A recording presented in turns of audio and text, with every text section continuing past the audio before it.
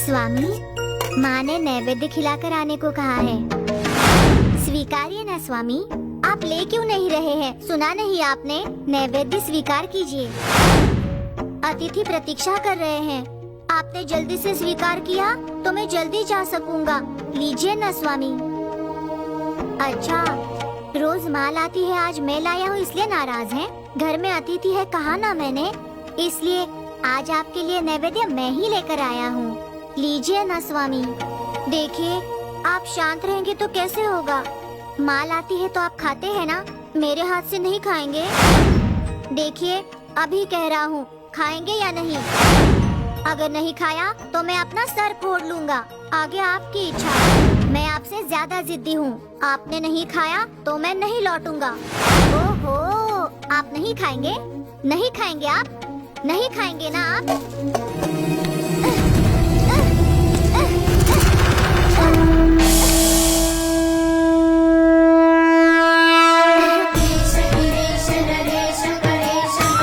प्रणाम स्वामी।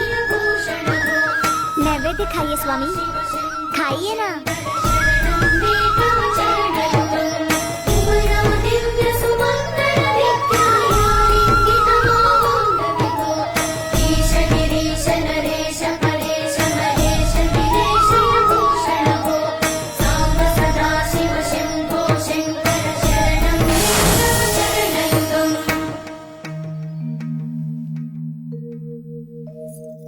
जल्दी आओ शंकर बेटा, तुम्हें इतनी देर क्यों हो गई? माँ, मैं परमेश्वर को नैवेद्य खिलाकर आया हूँ। शंकर, इसमें नैवेद्य कहाँ है? भगवान ने खाया माँ। भगवान कैसे खा सकते हैं? हाँ माँ, भगवान ने ही खाया है। तुमसे कहीं गिर गया और तुम मुझसे झूठ तो नहीं कह रहे हो? मैंने तुमसे कभी झूठ कहा है क्या? तुमने ही भगवान को नैवेद्य खिलाकर आने को कहा, उनके सामने रखकर खाओ कहा, तो बहुत देर तक वो आए ही नहीं। मुझे बहुत क्रोध आया। मैंने कहा खाइए नहीं तो मैं अपना सर फोड़ लूंगा। सर फोड़ ही रहा था तो शिवजी प्रकट हुए और उन्होंने नैवेद्य खा लिया। सच कह रहे हो? सच माँ, मैं सच कह रहा हूँ। बेटी तनिक ये पात्र मुझे सौंप देना।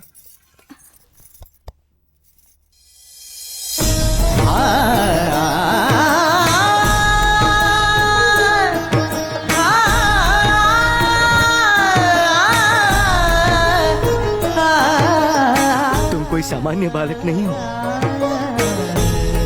हाँ, ओहो स्वामी जी। बहुत भाग्यशाली हो बेटी। साक्षात भगवान को ही अपने हाथों से नैवेद्य खिलाने वाले एक सुकुमार को जन्म दिया है तुमने। तुम्हारा जन्म सफल हो गया है। कितने भी पुण्य क्यों न किए हो, कोई कितना भी भाग्यशाली क्यों न हो, परंतु शिव के साक्षात दर्शन मिलना अत्यंत दुर्लभ है। ये बालक सामान्य नहीं है। इस बालक के स्पर्श से ही मेरा जीवन धन्य हो गया। ओम नमः शिवाय।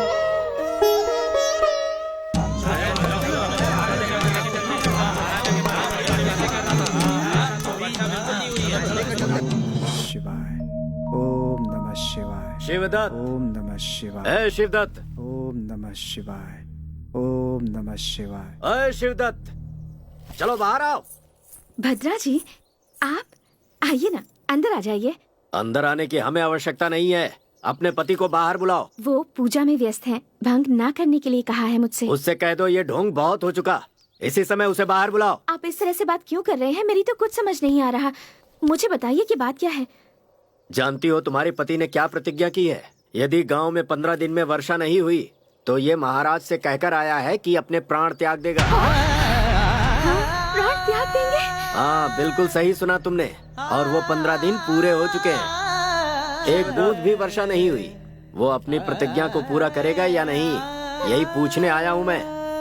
ए शिवदत्त, बाहर आओ, बाहर आओ।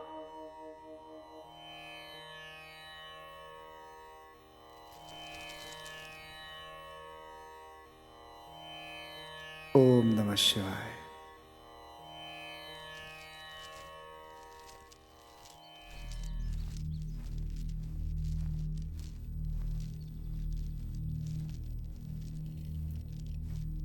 क्या हुआ? दरबार में कहकर आया था वर्षा करवाऊंगा, वर्षा करवाऊंगा। वर्षा हुई क्या? उस परमेश्वर को अभी तक मुझ पर दया नहीं आई। इसीलिए परीक्षा ले रहे हैं। अब हम लोग पहले की तरह तुम्हारी बातों में फंसने वाले नहीं हैं। अपने दिए हुए वचन को पूरा करो, नहीं तो हम सबसे क्षमा मांगो और इस गांव से कहीं दूर चले जाओ। मेरी भक्ति में ही कुछ कमी है, मेरी पूजा में स्वार्थ है, इसीलिए उस शिव ने मुझे आशीर्वाद नहीं दिया। अब मेरे लिए जीवन और मृत्यु एक ही है। मैं अपने प्राण त्यागने के लिए तैयार हूँ। चलिए। सुनिए जी, इतना कठोर वचन लेने से पहले आपको अपनी पत्नी या अपने पुत्र की एक बार भी याद नहीं आई? कोई भी संबंध शाश्वत नहीं है पार्वती, सिवाय एक संबंध के, और वो है ईश्वर का संबंध। ना नहीं कह रही हूँ, लेकिन आपने अगर हमें भी एक बार बता दिया होता तो। ये शरीर, ये प्राण, सब कुछ ईश्वर का दिया हुआ प्रसाद है। जब इस पर मेरा कोई अधिकार ही नहीं, तो इसे छीनने के लिए उन्हें अनुमति की कोई आवश्यकता नहीं। मन, हृदय और करुणा, विवाह के बाद सब कुछ आप ही को माना था। मंदिर में मैंने अग्नि को साक्षी मानकर आपके साथ फेरे और वचन लिए थे स्वामी, इसलिए मैं आज भी आपके साथ ही आऊंगी। वचन मैंने दिया है, उसे पूरा करने का दायित्व भी मेरा ही है। किंतु मैं आपकी पत्नी हूँ। एक दूसरे के लिए जीना चाहिए, परंतु प्राण नहीं त्यागने चाहिए। हमारा बालक अभी छोटा है, इसका पालन पोषण करना भी बाकी है। मेरे पश्चात ये कार्य तुम्हें ही करना होगा। एक और बात पार्वती, नियम के अनुसार तुम्हें अतिथियों का सत्कार भी करना होगा। भद्रा जी, चलिए चलते हैं।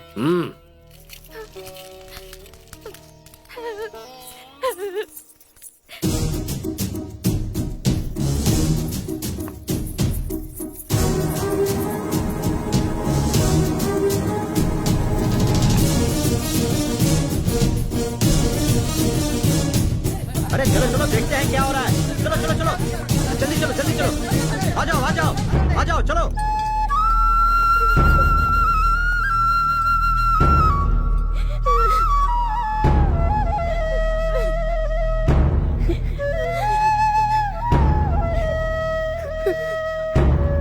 शिवदत्त, तुम्हारी जान लेना राजा जी का उद्देश्य नहीं है। अब भी समय है, अपनी भूल को मानकर क्षमा मांग लो। महाराज प्राण की भिक्षा तुम्हें दे देंगे।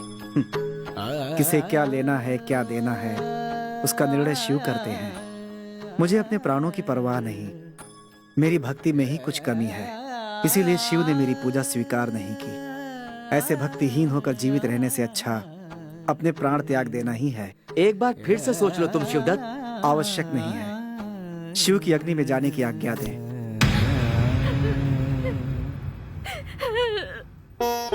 मेरे पुत्र के हाथों ही मुझे अग्नि दिलवाइएगा। नहीं पिताजी।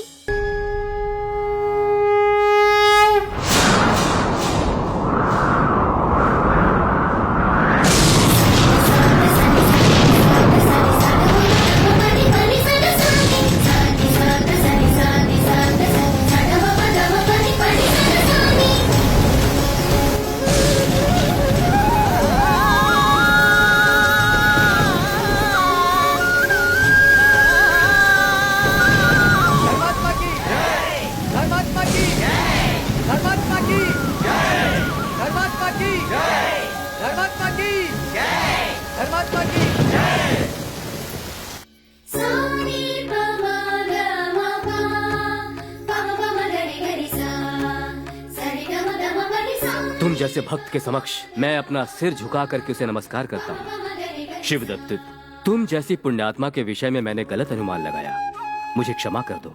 इसमें आपका कोई अपराध नहीं है प्रभु, आपने तो अपने केवल कर्तव्य का पालन किया है। प्रभु, शिवदत्त जैसे एक अच्छे मनुष्य को प्रतिपल मैंने फंसाने की कोशिश की है। इस जघन्य पाप के लिए आप मुझे जो भी दंड देंगे वो मुझे स्वीकार्य होगा। इस महापुरुष से क्षमा प्राप्त करने के बाद ही तुम्हारे पापों का अंत हो सकता है। पश्चाताप से बढ़कर कोई दंड नहीं होता। अब से तुम अपनी बुद्धि को अच्छे कामों में लगाओ। जैसी आज्ञा प्रभु। शिवदत्त, तुम जैसा महान पुरुष यदि हमारे राज्य में है तो इसका अर्थ हमने कोई पुण्य किया है। तुम्हारे कारण मैंने अपने राज्य को और जाना। तुम जैसे लोगों को राज्य का मार्गदर्शक होना चाहिए, इसीलिए मैं तुम्हें तुम्हारे गांव का अधिकारी नियुक्त करता हूं। तुम्हारे मार्गदर्शन से तुम्हारे गांव की वृद्धि होगी और उससे हमारे राज्य की समृद्धि बढ़ेगी, ऐसा मेरा मानना है। क्षमा करें प्रभु, मैं अत्यंत साधारण मनुष्य हूँ। शिव जी के अलावा मैं किसी संसार को नहीं जानता। मुझे इतना बड़ा दायित्व तो ना दें। वास्तव में वो जगह भद्रा जी के लिए ही ठीक है। मेरी विनती है कि भद्रा जी को हमारे गांव का अधिकारी नियुक्त करें। मुझे क्षमा करो शिवदत्त। भद्रा जी, धन्य हो शिवदत्त, धन्य हो। तुमने निस्वार्थ भाव से जो कुछ किया है वो सराहनीय है। जिस मनुष्य के सामने सब झुकते और डरते हैं उसे ही तुमने गांव का अधिकारी बना दिया है। सत्य है, तुम एक धर्मात्मा हो। धर्मात्मा की, धर्मात्मा की, धर्मात्मा की, धर्मात्मा की।